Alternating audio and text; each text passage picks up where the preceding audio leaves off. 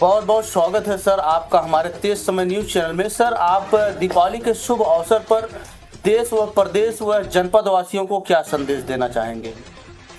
सबसे पहले मैं आपके चैनल को धन्यवाद देता हूं और आपके चैनल के माध्यम से मैं मोहम्मद अनीस रहमानी, जिला अध्यक्ष भारतीय जनता पार्टी मछली शहर अल्पसंख्यक मोर्चा,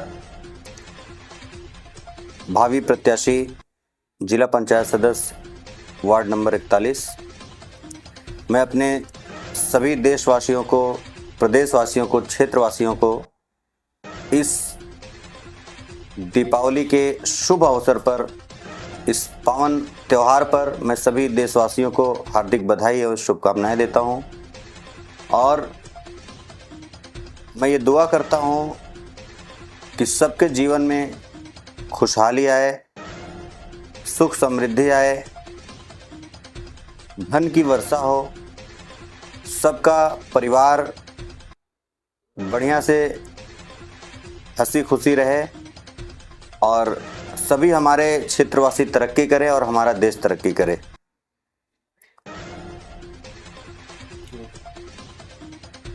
समाज के प्रति, हमारे देश के प्रति,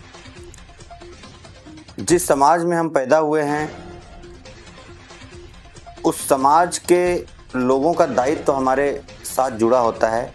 अगर उन पर कुछ दुख मुसीबत आता है, कुछ उनकी कमियां उनके जीवन में आती हैं, तो जितना संभव हो सकता है उतना मदद करना चाहिए और ये मेरा कर्तव्य है, ये मेरा धर्म है।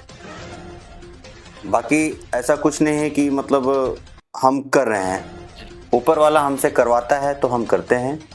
अभी कल शाम को आप देखे होंगे राहुल गौतम जी ने वीडियो इस पे फेसबुक पे डाला था, लाइव किया था। इस दीपावली के पावन अवसर पर मैं पूरे मछली शहर नगर में घूम घूम कर जितने भी ई रिक्शा चालक थे, क्योंकि मेरा ई रिक्शे का बिजनेस है, तो मैं जितने भी ई रिक्शा चालक थे मैं सभी को मिठाइयाँ दिया कल रात तक, करीब 10 बजे तक। जी। और गर्मी हो, ठंडी हो, बरसात हो, जो भी हमारे समाज को ज़रूरत पड़ती है, जितना हमसे हो सकता है तो मैं उतना लेकर अपने लोगों में हाजिर रहता हूँ। सर, जैसे दीपावली का दिन है और लोग पटाखा मोमबत्ती जला के खुशियाँ मनाते हैं और चाइना का सामान यूज करते हैं, तो आपका क्या विचार है लोगों को जो है किस प्रकार से दीपावली को मनाएं? देखिए, फटाके जो हैं वो एक खुशियों का मतलब अपना खुशी जाहिर करने का एक तरीका भी है। तो ठीक है, जो सुरक्षित पटाखे हैं उसको फोड़ना भी चाहिए। हम ये नहीं कहेंगे कि बिल्कुल मत फोड़िए, क्योंकि जब बिल्कुल नहीं फोड़ेंगे तो पूरा सन्नाटा हो जाएगा और दिवाली की जो खुशियां हैं वो धीमी पड़ जाएंगी। लेकिन सुरक्षित रहिए और ऐसे कुछ पटाखे यूज मत करिए जो कि ज़्यादा आवाज़ के हों या ब्लास्ट ज़्यादा हो, जिसमें जो रंग बिरंगे फुलझड़ियाँ हैं, इन सब हैं, ये सब यूज़ करिए जो सुरक्षित है। दूसरी चीज़, जो चाइना प्रोडक्ट हम यूज़ करते हैं वो बिल्कुल ही गलत है। हमको दीपक जलाकर दीपावली मनाना चाहिए, जिससे हमारे देश के जो गरीब जो व्यापारी कह लीजिए या जो गरीब लोग हैं जो दीपक का बिजनेस करते हैं या बना के बेचते हैं, उनको सपोर्ट मिलेगा, गरीब परिवारों को सपोर्ट मिलेगा। और चाइना झालर लटका के न तो वो खुशी मिलेगी और न ही हमारे देश को सपोर्ट होगा, न तो हमारे देशवासियों को सपोर्ट होगा। और दूसरी चीज़, दीपक जो होता है उसका साइंटिफिक रीज़न भी है। दीपक जलाने से अंधकार के साथ साथ यहाँ की नेगेटिविटी, जो एटमॉस्फेयर, पर्यावरण की जो नेगेटिविटी होती है ना, वो भी दूर होता है। तो इसलिए हम सबको कोशिश करना चाहिए कि दीपक जलाकर दीपावली को मनाया जाए। कहीं कहीं क्षेत्र में सर एक बिल्डिंग है, बिल्डिंग खूब दीपावली के मौसम में और शुभ अवसर पर लोग अपना बिल्डिंग अच्छे से सजा के रखते हैं जी। वहीं बगल में एक छोटा सा मकान है, उसमें अंधेरा रहता है लोग, इस पर आप क्या कहना चाहेंगे? यही बात तो मैं पहले कहा कि समाज के प्रति जो हम दायित्व लेकर पैदा हुए हैं समाज में, उसको पूरा करने की कोशिश करना चाहिए। अगर अल्लाह ने हमको 10 रुपए दिया है और हमारे पड़ोसी को 5 रुपए दिया है, तो कोशिश ये करना चाहिए कि हम कम से कम 2.5 उनको देके उनको अपने बराबर कर लें। और सभी धर्मों का ये रूल है, और इस्लाम धर्म का स्पेशली, कि आप सोने से पहले ये पता कर लीजिए कि हमारा पड़ोसी खाना खाया है कि नहीं। इसलिए हम सब का ये, पूरे समाज का दायित्व बनता है, हम सब का ये धर्म है कि आप जो है पहले आसपास के लोगों को पता कर लीजिए, जो आपका खास है, पड़ोसी है, रिश्तेदार है, भाई है, बहन है, या गांव समाज के लोग हैं। अगर उनके अंदर कोई चीज़ की कमी है तो उसको फुलफिल करने की आपको कोशिश करना चाहिए। वो हम सबका ये मतलब दायित्व बनता है। सर, खास करके वार्ड नंबर 41 के क्षेत्र के लोगों को दीपावली के शुभ अवसर पर क्या कहना चाहेंगे? वार्ड नंबर 41 के लोगों को मैं यही अपील करूंगा कि आप लोग खुशियां मनाइए, खूब फुलझड़ी जलाइए, पटाखे जलाइए, कोई दिक्कत नहीं है। खूब मिठाइयाँ बांटिए, दिल खोल के दीपावली मनाइए। और आने वाले चुनाव में देखिए, ये जो चुनाव है, ग्राम प्रधान, बीडीसी, जिला पंचायत, ये चुनाव क्या है कि ये बेस है, ये जड़ है हमारे समाज का। इससे हमारे गांव की जो मूलभूत सुविधाएं हैं वो जुड़ी होती हैं। तो इस चुनाव में बहुत सोच समझकर वोटिंग करना चाहिए, क्योंकि यही हमारा जड़ है,